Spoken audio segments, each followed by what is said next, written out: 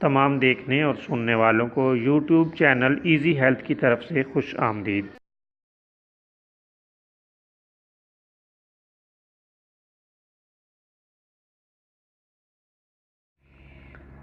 आज जो वीडियो हम आपकी खिदमत में पेश करेंगे, इसमें आपको चक्करों के लिए एक नुस्खा बताएंगे जिसे इक्सीर चक्कर का नाम दिया गया है।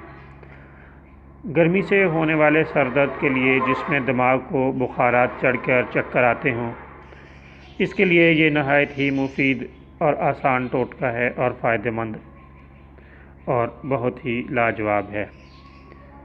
दोस्तों, एक अदद लीमू ताज़ा ले लें और इसके 2 टुकड़े कर लें और मरीज़ को सूंघने के लिए कहें। मरीज़ बार बार इसे सूंघता रहे। इंशाअल्लाह चंद मिनटों में सर दर्द दूर हो जाएगा।